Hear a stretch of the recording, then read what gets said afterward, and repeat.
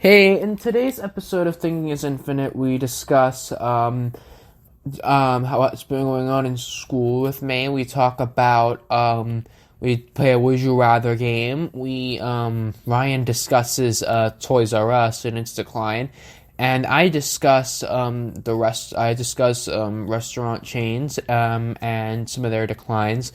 And we also do a little bit of discussing the podcast and the IRL. Anyway, on to the podcast. Hey, welcome to the Thinking is Infinite podcast with Joe, John, and Ryan. And we are probably going to make Ryan a permanent host. So. Well, he's going to be on a lot of the podcasts, and he will make his appearances, right, Joe? Yep. And we're happy to have Ryan included, and he can't wait to join us in not only this segment, but the next segment, and maybe another one after that, right? Yep. So the first segment we're going to do today, first of all, how you guys doing? We're doing well. Excellent. And you guys just finished off your week off from school, right? Yeah. Got to get back to it. You got back to it today? Did today go okay? Yep. And soon, right? Isn't it they're gonna drop the mandate? I have a quick question for you before we actually talk about our topic today. The mask mandate. They're supposed to be dropping it in New York. Mm-hmm. Personal question to two of you, and I want to hear both of your opinions. So Ryan, why don't you go first? Are you going to be wearing the mask when it's optional?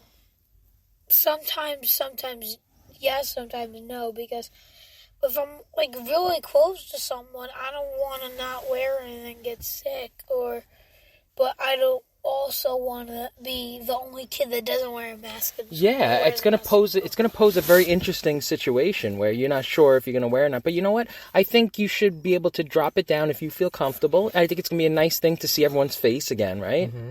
So how about you, Joe? What's your thoughts on it? Probably not, mainly because the situation has kind of changed since since the pandemic first started. Yep. And even pretty recently, the cases have gone down quite a bit. Yep. I feel like it's not really needed anymore. I'm glad. I'm glad you guys have the option at least. You know what? Obviously, if there's someone, let's just say you took care of a sick family member and you really couldn't get them sick, I could understand if a kid's going to wear their mask or something. But right now, with the fact that it pretty much spread through everyone, especially in New York, I'm glad. I'm glad that they're dropping the mandate.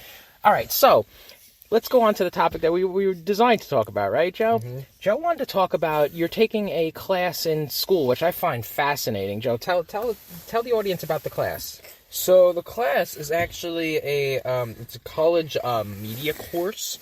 So basically, what I'm doing is we're analyzing different movies. And we're kind of going into, the themes of the movie, how, symbolism is used in the movie, and how it's used to, portray different things. So, what are now, you were telling me very briefly, and I think it's very interesting, that there were two movies that had a common theme that I never would have thought was a common theme in the movie. So tell me about those two movies, Joe. Well, the two movies that we really analyzed so far are E.T. and The Sixth Sense. Two very different movies. Yeah, they're very different plots. E.T. was mainly about, an alien who kind of landed on the planet, and he had this, and there was, these family struggles, and meanwhile, The Sixth Sense is about, family struggles and the kids seeing dead people, but they both have a common struggle, which is divorce. Divorce plays a major part in the films, and with E.T., the divorce, E.T. is kind of like a healing force. He heals the family's divides after the divorce. So he kind of heals before E.T. came around, Elliot, the main character, was kind of treated badly by his siblings. I do remember that. And before that, and then after that, he kind of, his being there kind of brought the family together and kind of united them. You know, that's very interesting because one of the first scenes in the movie is when they were fighting, right, Rye?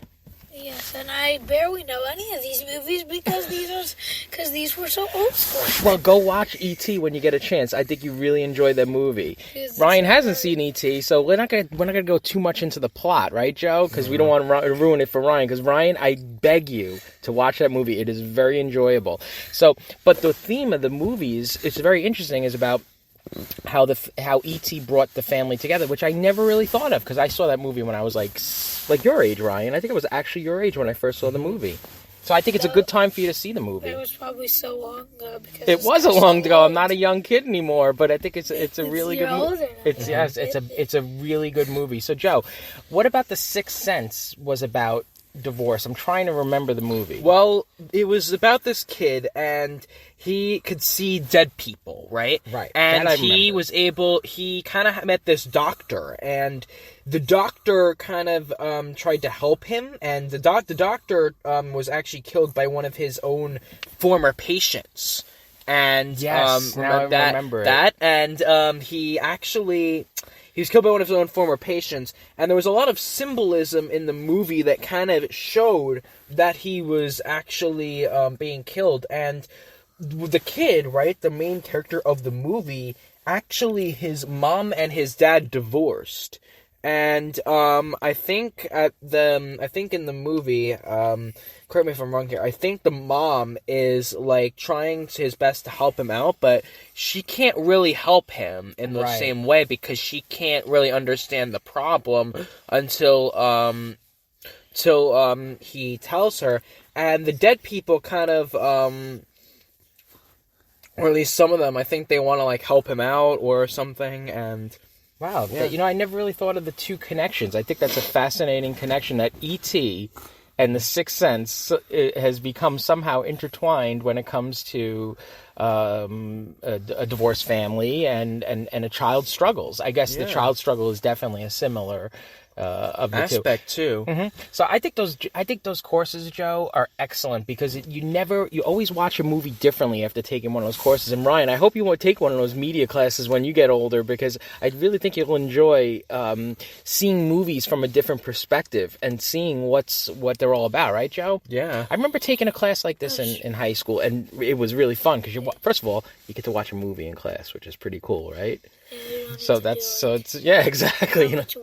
Right, you don't have to do that much work. So I'm glad you're doing this. And so is this something that are you going to take a second class next year, or is this going to be the only time you're going to take a class like this?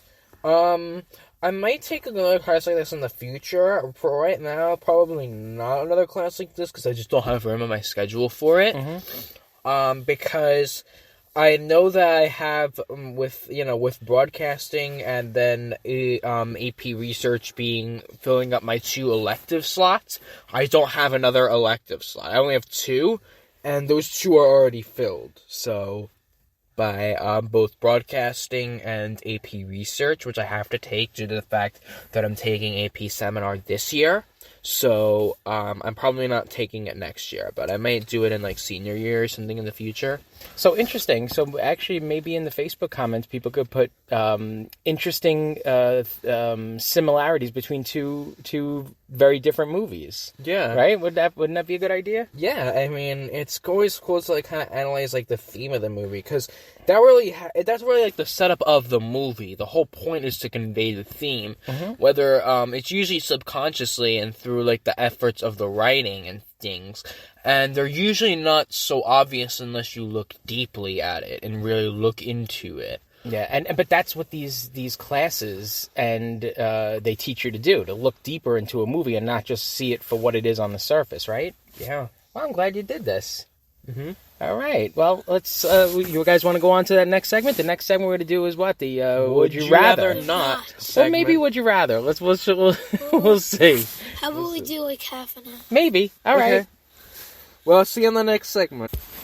Hey, welcome to our next segment, and this time we're going to be playing Would You Rather again. Yeah, we're going to do a Would You Rather game, and for anyone who didn't listen to last week's or hasn't heard the Would You Rather game, I propose a Would You Rather question to both Joe and Ryan, and I try to predict what their answers would be.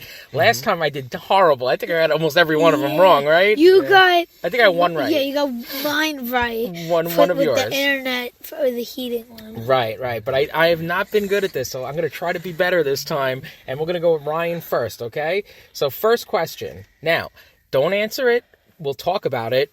And Joe, don't answer it, because I think you answered one last time and made for an awkward He just said, because I was like, rather sing or rather dance every time you hear a song. And he went, I'd rather sing. And he just said it without Exactly. So, all right. So, first question. Would you rather eat only pizza for a year, or not eat any pizza for 5 years. Come on. All right, so now, scenario 1, pizza, breakfast, lunch, dinner, right? For 1 full year. So from now until the beginning of 2023, all you're going to eat is pizza. Or not eat pizza until, Ryan, you're 15, or Joe, you're 21 when your next time you eat pizza. So think about that for a moment. And then I have my answer. you have your answers. Did you lock in your answer, Joe? Yes.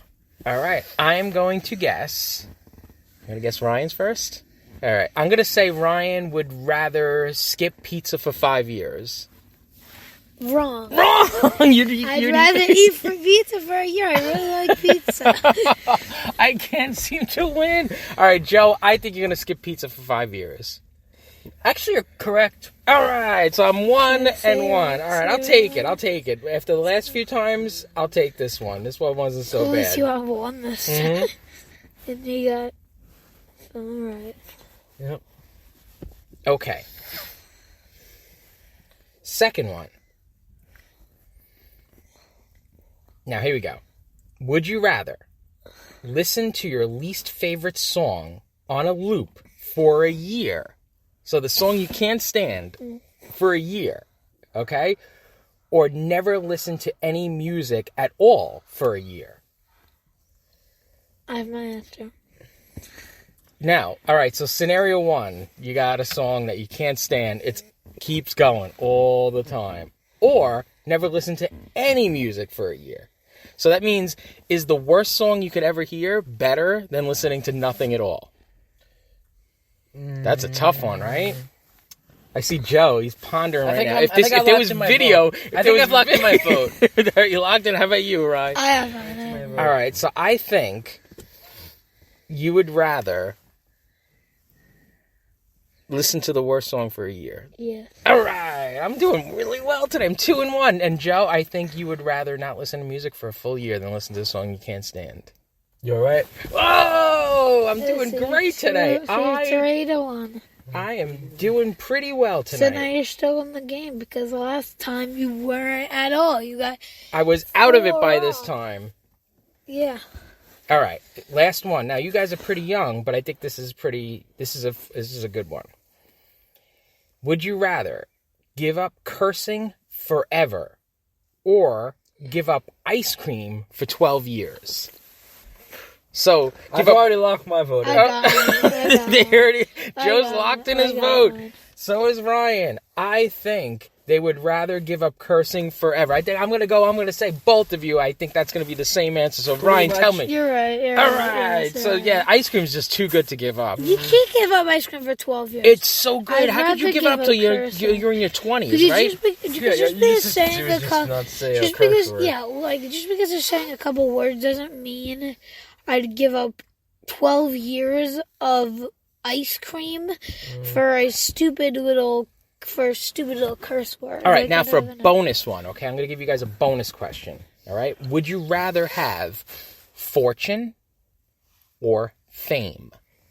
So, I'm going to give you the scenario, okay? So, you can either have fortune, which is big money, right? So, anything you want, or be famous, but you can't have both. Be famous, you could walk down the street, everyone's swarming all over you asking for your autograph, and you're all popular. Or a fortune, just have a lot of money and be quiet. I've locked down my vote. All right, I think Joe would rather be fortune. He'd rather have the money.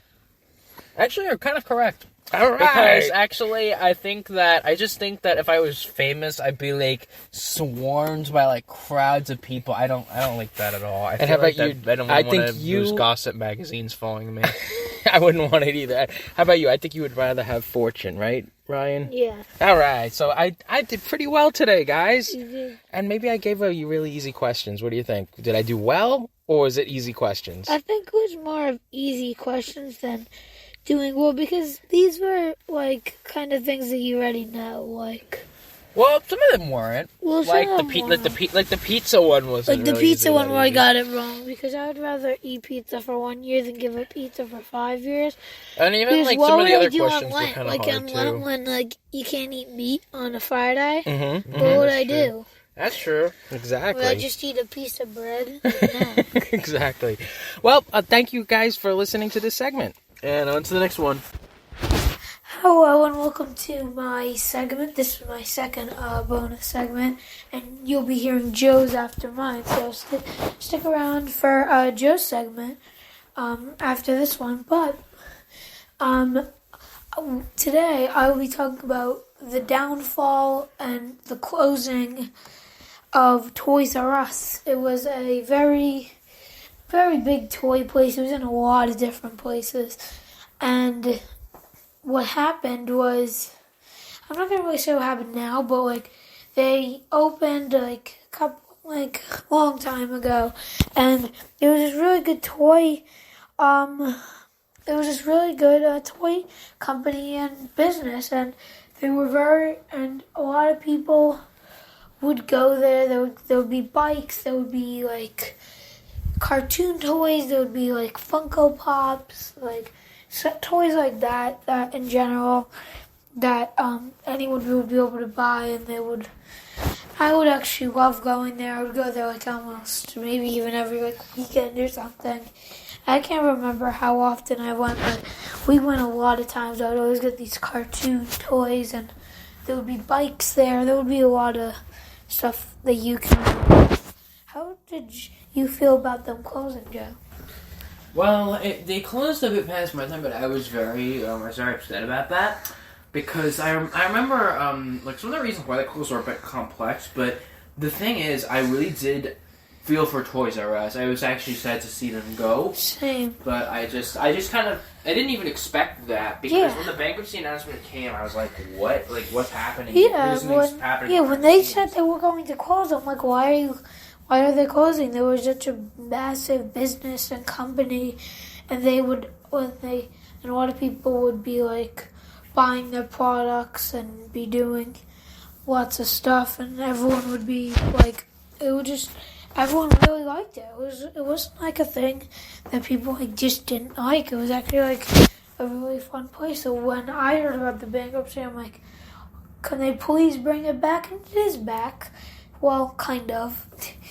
If you don't know, there's a store called Macy's, and they brought Toys R Us back at Macy's, and now like online and on the app, and maybe I think even in some stores, there's a Toys R Us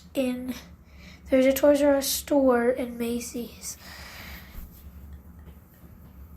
and a Toys R Us item. So that's basically what they did to solve the issue. So Toys R Us isn't really still a business, but it is inside Macy's. If you have to go to Macy's, or if you even go in their app or something, you'll see like the different toys you can get. So yeah, you can't get as much as like a big Toys R Us, but they do have but Toys R Us is still technically a thing within Macy's. But yeah, so it's kind of a very crazy thing that they just went out of business, and now a lot of people. And that was like basically the main toy store. There wasn't like too many toy stores. There was this other toy store, but I really didn't like it because they would always have like weird things, and that's my dog barking. So great, but yeah. So Toys R Us was a very good place. This is probably gonna be too long, maybe like 5 minutes at most. It's maybe 6 minutes. The segment will be as long, but yeah, so it was kind of a very crazy thing, and I want Joe to say some words about why they closed and why he doesn't really like it. Well, this is kind of a long story, but I'm going to make it pretty short and simple. So, the thing is, they were struggling a lot through the 2000s. But in 2003, they got bought by 3 private equity firms, and they added a lot of debt to Toys R Us. $6.6 billion to be exact. $6.6 billion was the purchase price, and a lot of it was through debt. I think like $5 billion of it was through debt. So when it came time to pay off that debt, that combined with the decline, they had a decline in sales, and their debt made it so that they couldn't improve their stores, which made their decline worse, which made it so they couldn't pay off their debts. So it was a huge cycle that ended up spiraling into Toys R Us's demise. Yeah, so that's why I really don't. I was kind of sad when, like, I knew they were filing for bankruptcy and they would be closing and everything, but at least it's in Macy's and, like, they might open stores in the future, but you never really know, so. Yeah, that's it for this segment, and on to Joe's segment. Hey, welcome to my segment, and today we're going to be talking about the decline of two different restaurants that are pretty similar. They're not really similar to each other in how they decline, but they are both very. I just thought that they would be pretty interesting case studies to talk about. And the two that we're going to be talking about today are Friendly's and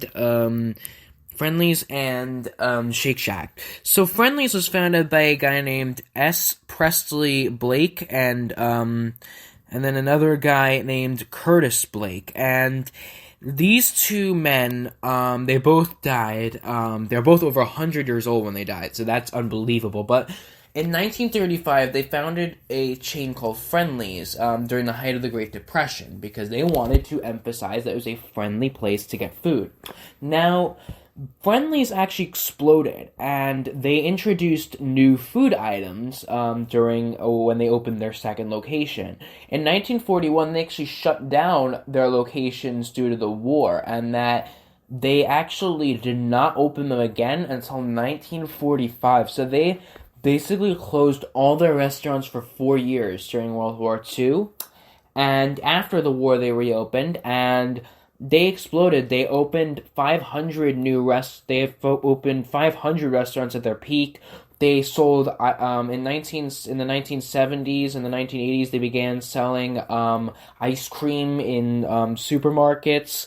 And they also began to introduce new even like newer menu items and things, and they just started to overall grow their business until around the 2000s, and things really started to go down. The two brothers actually got into a bit of a feud, and over a sale that the company was supposed to be making, as well as the fact that one of them wanted the sale and the other one didn't. So, and as well as that with the majority ownership, with one of them getting more ownership than the other. And what ended up happening was the two brothers began feuding, and Sun Capital, but the one with greater ownership, I think, won out.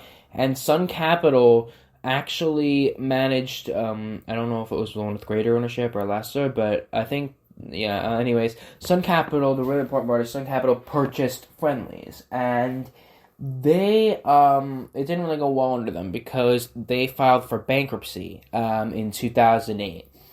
And that was mainly due to the recession and the higher cost of ice cream, as people were still eating casual dining.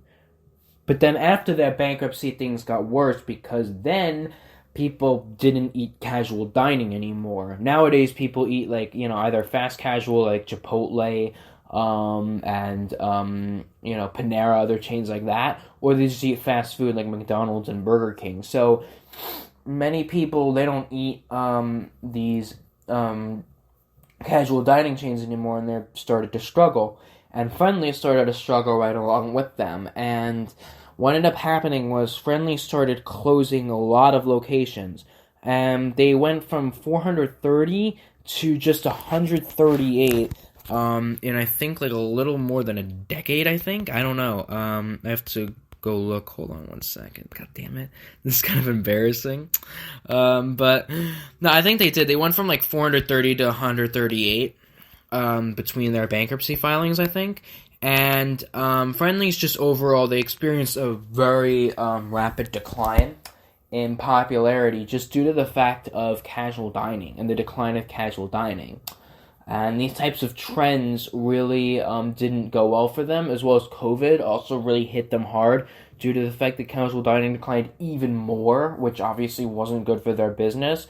Only 38% or something of 30% of Friendly's customers or something said that they actually went to Friendly's because of the brand and not because of convenience. So you can kind of see that the brand is not solid anymore. And that kind of thing really hurt them. If they don't have a solid brand. They don't have a solid foundation anymore. They're just somewhere to go to for convenience. And that's not really, it doesn't usually work that way. Actually, it was since 2011. So yeah, in a little more than a decade, it dwindled from 424 to 138. So you can kind of see a really big decline. But nowadays they're being bought by Red Mango, for $2 million, so maybe they can fix things, but I don't even know about that. But anyways, the next chain is Shake Shack. Shake Shack it was a chain, it's mainly in the Northeast, but it might be in other places, I'm not sure. But Shake Shack has recently had some problems. Now, Shake Shack's founder was a guy named Daniel Mayer, and he opened a restaurant in New York City. But the restaurant was very small, and he, of course, called it Shake Shack, because he had like a hot dog stand. He had a hot dog stand, and it was part of an effort to like revitalize Madison Square Park, and it was pretty small, so he said, okay, it's a shack, and he was selling shakes, so he did Shake Shack. And what ended up happening was they became a publicly owned company through an IPO. It grew into a fast casual restaurant chain with more than 377 locations, both domestically and internationally, and became a publicly owned company in early 2015. Now it has a market cap of $3.16 billion. However, Shake Shack is in a bit of trouble themselves. Not as much as Friendly's, but it is in a little bit of a struggle due to the fact that most of its locations are in urban areas, and many people are now moving away from the city to go to the suburbs. And as that starts to occur, the majority of their locations are in decline. Now, obviously they're not, like I said, it's not as bad as Friendly's where, they're gonna close down tomorrow, but they do need to start expanding into more suburban areas. Suburban locations were up 9%, but their urban locations, which is the majority of them, were down 4%. So you can kind of see that there's a shift in where people are going, and that kind of affects Shake Shack as well. And for the mini little thing that I wanted to talk about just before we end this segment is a very interesting development that Chili's has started a new chain-ish, kind of like a new ghost kitchen chain called It's Just Wings. I didn't even know this. My sister actually told me about this, and it's actually very true. They started a new chain, and it's just wings, and it's exactly what it sounds like. Literally just wings and curly fries and some beverages, and it's basically it's a virtual chicken chain, and it's actually pretty close to being 100. It said that it already has the potential to be $150 million brand in its first year. So obviously they really do. They really have a lot of they really do have a lot of potential with this. It's also delivery only, so you can't really get it inside the restaurant. You have to it's mainly for delivery.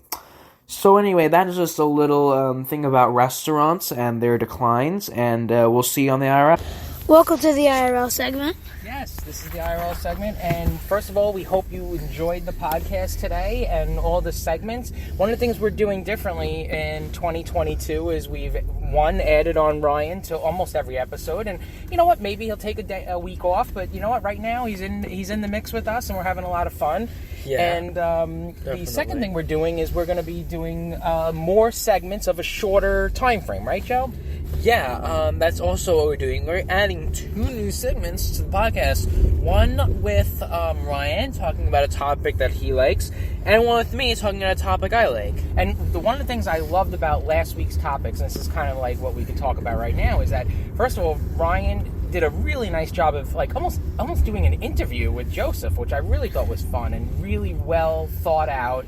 I really enjoyed it. Yes, because when I was actually doing it, I felt like doing it by myself. But then I'm like, I'm with Joe. I'd rather like not make it so boring. Like it would probably just be boring just hearing all my stuff. So I felt like I would interview Joe and ask him some questions. I think it was a great idea, and I hope you do that again in this next segment that you guys do together, and in the future, do them all together.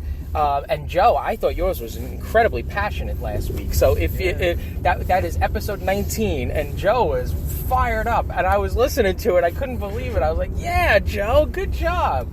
He was talking about modern politics and how the left hates the right hates the left, and here's a 16-year-old kid going, "What the heck you guys doing? Stop the fighting! Stop the Twitter madness!" Right, Joe? Yeah. So I forgot to say that we're on Jeep Cherokee Studios. Yes. Oh, that's right. We are in the Jeep Cherokee Studios, and we just wanted to thank you guys for always listening. And this is our 20th episode, right, Joe? Yep. Yes. So, and Ryan has joined us for about 5 of them now.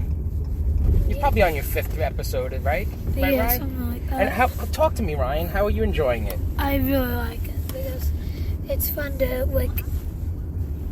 it's fun to be with you guys and express everything. Yeah, and you know what? We're having fun with you, and you're giving some great input, and we're really enjoying your expertise when you talk about specific topics. Yeah. I'm also just enjoying seeing you smile while you're doing this, because I think it probably resonates out to the people listening that Ryan is having a good time, and Joe's having a good time, and I'm having a good time.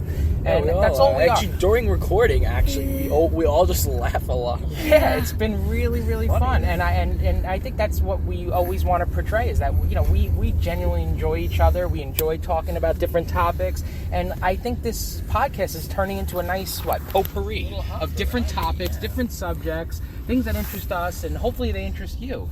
And I just want to say thank you so much for listening. Right? Say thank you, right? Yeah, thank you so much for listening, and we'll see you next week. And that concludes our podcast. Make sure to tune in next week because we'll have all new content and an all new episode for you. Bye.